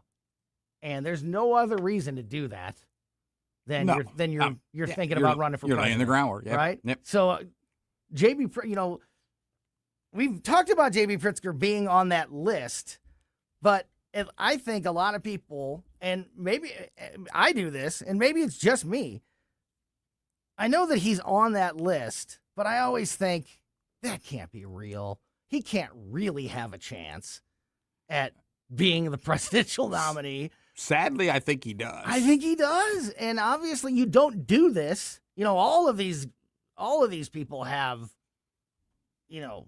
lots of research and studies and, things done to see if they have a real, and you don't spend time and money talking to people in Iowa. Yep, for no reason. If you're not, yeah, exactly. And it also just is a reminder about seriously how critical the Iowa caucus is. Like, if you perform well in the Iowa caucus, you are immediately considered to be a relevant, strong candidate. A strong contender. Yeah. Just from that one, with the voters of that one state, and it's not even it's the caucuses, that participate. Yes. Yeah. It's not even the voter, across the state. It's the people that take the time to participate in the caucuses in Iowa are such kingmakers that really have that power. Yeah. That caucus whole idea seems so weird, but But like the Iowa caucus, it really is that important that people will start making appearances and campaigning there. They're not really campaigning, getting their pictures taken in every cafe and restaurant. Showing up at the Iowa State Fair. Oh, this guy cares about us because they're here all the time. They don't really care about you. They care about your vote. Yeah, we have a couple people that, and we'll talk to them as when we get closer to the election in 2028.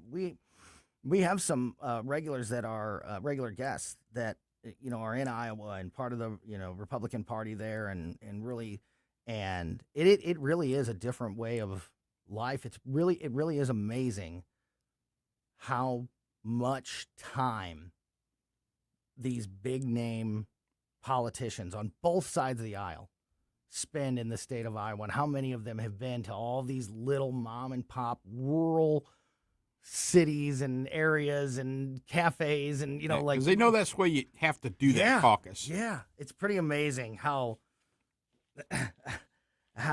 big of an impact the Iowa caucus has on the presidential election, and how these people like J.B. Pritzker are already already holding events there, which kind of shows that that's exactly what their plan is. So we'll see, but I guess he really is running.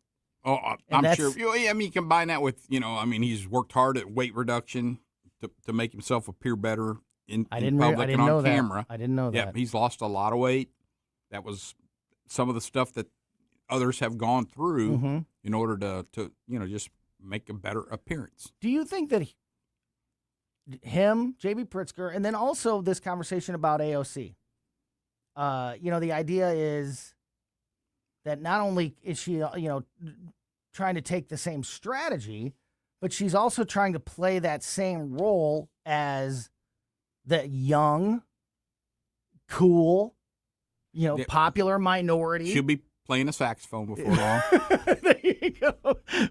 Playing the saxophone like Bill Clinton and wearing the sunglasses like Clinton did that too, and Barack Obama, wearing the sunglasses and looking like the cool guy. Yeah, the cool hip person, Does that work?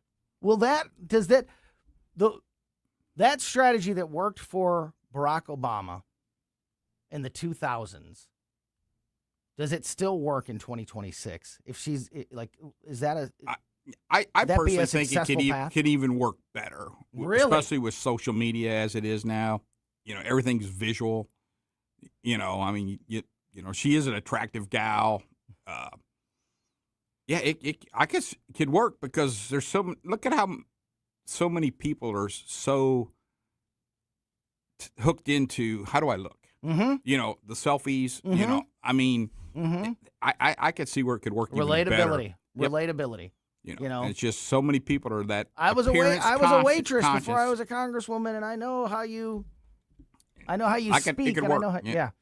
Man, I'll tell you what. Yeah, some of these candidates like J.B. Pritzker and AOC, who we've talked about for a long time as having presidential aspirations, but I think many of us have, in the long run, thought, yeah, it's cute that that they're on the list and they're trying to, but it could never actually happen.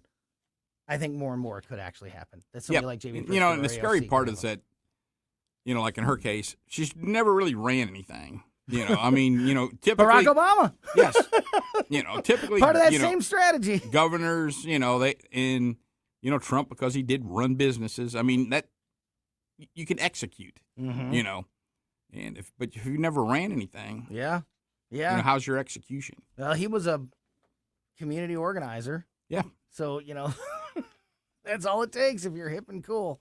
Yeah, really, really, really interesting stuff. But J.B. Pritzker looks like he is going to be a real part of that conversation as we get closer and closer to 2028, which is just a really, really scary thought. Mark McMurray from Bluff City Outdoors is in studio with us. I mentioned earlier about this sentencing of two men attached to the Feeding Our Future fraud scam up in Minnesota.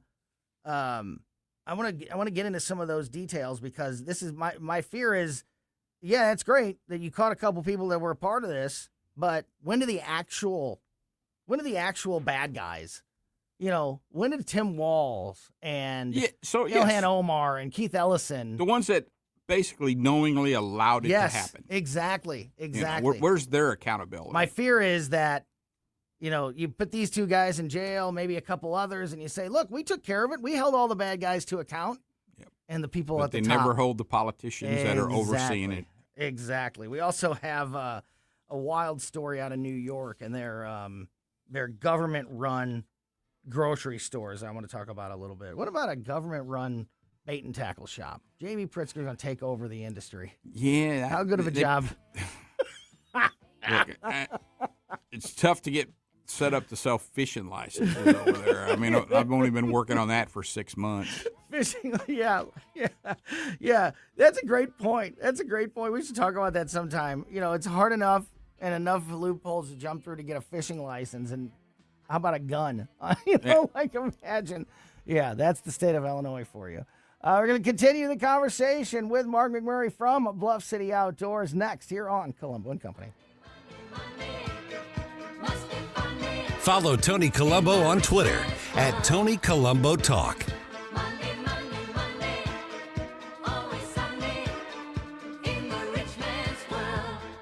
Tired of settling for generic fishing gear? Say hello to Bullseye Bait and Tackle, O'Fallon's one-stop shop for serious anglers. Live bait, premium tackle, rods, reels, and an unbeatable selection of lures from top brands like Megabass, Zoom, and Berkley. Whether you're after bass, catfish, crappie, or bluegill, they've got the gear to help you land the big one. Plus, their expert team, led by Mark and Liz, provides rod and reel repair services. Bullseye Bait and Tackle, 266 Fort Zumwalt Square, or at bullseyebaitandtackle.net. Hey, it's Mike Ferguson. Mario's Donut Restaurant, that's your place to go for breakfast, lunch, and dinner. From mouth-watering sandwiches, omelets, delicious gyros, and Mexican dishes, to their revamped menu with cannolis, tiramisu, baklava, and danishes. And don't forget those famous donuts. Dine in or carry out, Mario's friendly staff is ready to serve you with love and care. Mention News Talk STL when you visit, or just visit mariosdonutrestaurant.com. Hey, Chris Cooper here, your financial friend with Serenity Wealth Management. Tune in this Sunday right here on News Talk STL, 9 a.m. for the Serenity Wealth Now show. This week, we've got special guest Ryan joining us with the Quarter Butcher out here in Darden Prairie, and he's going to spend a little bit of time talking about the differences between cuts of meats. Well, it's Labor Day coming up, and we want to make sure you get the right education and information prior to selecting your great cuts for this weekend's barbecue. So tune in, check it out Sunday morning, 9 a.m., the Serenity Wealth Now show. We will see you there. Investment advice offered through Fortis Capital Advisors, LLC.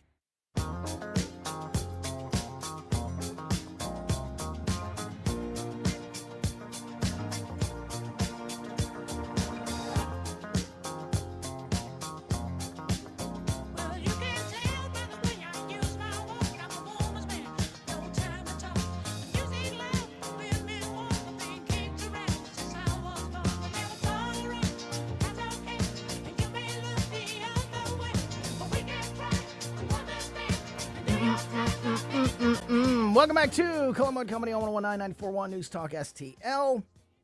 I'm Tony Colombo in studio with my co-host from the Bluff City Outdoors show, which you can hear every Saturday morning at 11 a.m. here on News Talk STL. Mark McMurray from Bluff City Outdoors.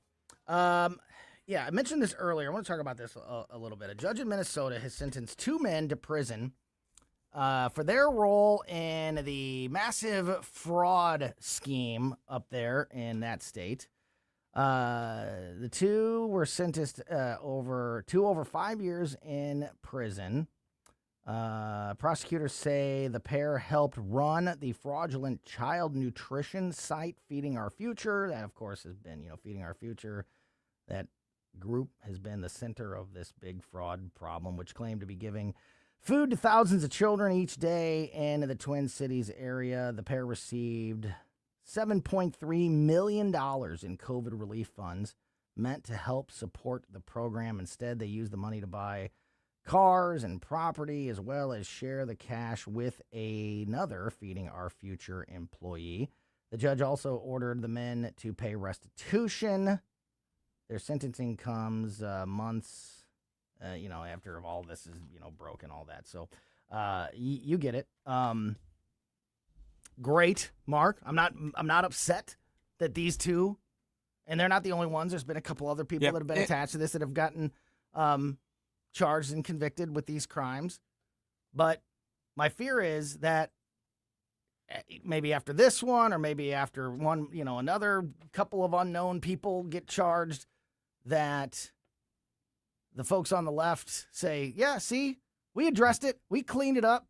And people like Tim Walz and Keith Ellison and Ilan Omar continue to walk scot-free. Yeah, because even though they were the ones that should have been in charge of, oversight, ensuring everything is done right, those people just never get held accountable. Yeah. They just never do. Yeah.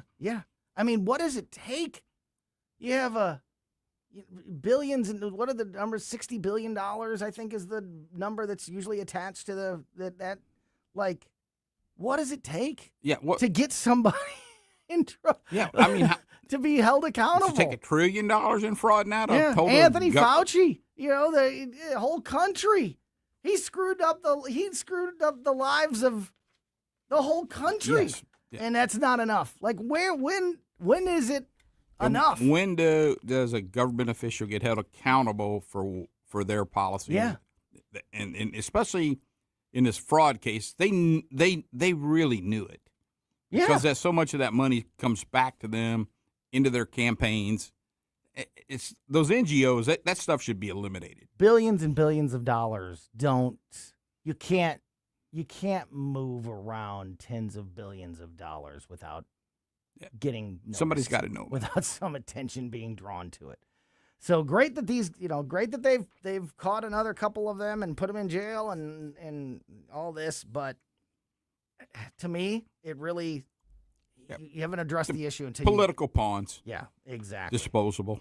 Exactly. Speaking of corruption on that side, Greater New York Chamber of Commerce President and CEO Mark Jaffe, a founder of legal counsel for the Manhattan Business Coalition, that is involved in suing over New York City Mayor Zohran Mamdani's controversial plans to open government-linked grocery stores in that city, described that initiative in a recent interview with Fox Digital as disastrous for business owners, slamming the Democratic Socialist administration as heartless. Quote, government should not be in the business, of taking out private enterprise. That is not what America's about, said Jaffe. A class action lawsuit which alleges that the plan runs afoul of New York civil rights laws and the state's Constitution's Equal Protection Clause seeks relief and damages, while another suit explicitly calls for permanently blocking the operation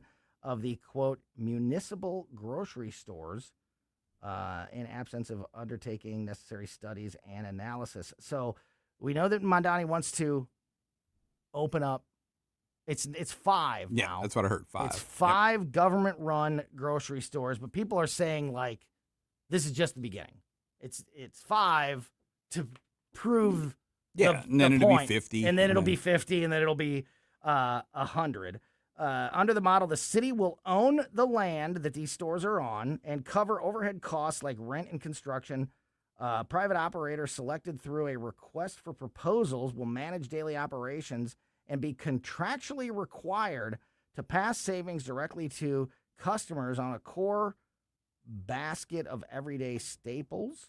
An April press release noted Mamdani says that various items at his government-run grocery stores could be as much as 30% lower than at regular grocery stores. But obviously, there's a lot of problems, and people are pointing out the many issues that exist with a plan like this. Where's a good example of the government running something where it's gotten cheaper? Anything. Yes, name one thing. Anything. That was one of my favorite things. We talked about the space initiative that was announced by Donald Trump earlier this week. He put out a statement and a plan about the United States getting more and more active in outer space, and he literally in his plan it's through the use of commercial companies like SpaceX and others. Yep. Like, it's not the government, which is the way. That's the way you should do it. This guy, this Mark Jaffe, points out in this interview that things like this have actually been tried before. He pointed out a situation in Chicago sometime back where there was one of these a grocery store sort of similar to this, where people, if they could get their bananas, and apples 30% cheaper, they were going in, buying up all the apples because they're 30% cheaper, and then going and setting up a little stand and selling them for like $1 cheaper than where you get them at the grocery store. So they were making, just taking advantage of the system. And that's just one example of the problems that exist with this. I said earlier, Mark, that maybe if nothing else, this continues to shine a light on the failures of a socialism path. like what's happening in New York, and it will wake up voters across the country? Do you think that that's happening? Do you think that people are getting that message? I hope so. But, when you combine it with, like, the student debt stuff and them wanting to get rid of all, paying and that, forgiving all that. And some of that stuff is easy on the ears, if you're sitting there and you got $100,000 in student debt and you got your, gender whatever studies basket weaving degree and you can't find employment. And you don't know why. And you don't know why, it's. They told me this was the path to go down. And to kind of your point also about, it's supposed to be one grocery store in each borough, 5 stores to start with. Nobody believes that that's where it ends. And you can't tell me that they're not, if this was to go down the line, they would want to take over they would want to take over the industry. There would be no more privately owned grocery stores. Where did it end in Venezuela? Yeah. It didn't end until it all collapsed. Exactly. And that's the inevitable outcome. Yeah. It's not a handful of stores to help people out. They take over down there, they took over the oil. Of course, then they don't put anything back into it. Yeah. Because you're just taking. Yeah. Absolutely. Doesn't work. Love to get a chance to talk a little politics with Mark McMurray every Saturday morning at 11 a.m. We talk fishing, we talk hunting, we talk trapping, and all those great outdoor activities. Don't forget about Bluff City Outdoors in Alton, about a mile east of Fast Eddie's there on East Broadway, open 7 days a week. All of your fishing needs, all your bow hunting needs, all your trapping needs, your Garmin electronic needs. You can shoot every day in the archery range there at Bluff City Outdoors. Everything that you're doing outside, they have got you covered there at Bluff City. Frozen and live bait. You can get hooked up with guided fishing tours on the Mississippi and Missouri rivers. All that and more every day at Bluff City Outdoors. And tune in every Saturday morning at 11 a.m. for the Bluff City Outdoors show. Follow Bluff City Outdoors on Facebook and at bluffcityoutdoors.com. All right, that is going to do it for us today. Colombo and Company back tomorrow at 2. In the meantime, keep it here for Larry Connor's commentary next, then the Tim Jones and Chris Arp Show. Scott, can you believe it's already been more than a decade since the Queen of Carpet sold flooring to St. Louis area contractors? I know, but I don't have to be a king to offer contractors today's lowest prices. Yes, contractors owe it to their customers and themselves to shop at Best Buy Flooring for the largest in-stock selection of carpet, carpet tile, sheet vinyl, laminate, hardwood, luxury vinyl plank, and luxury vinyl tile. Plus 3 convenient locations, North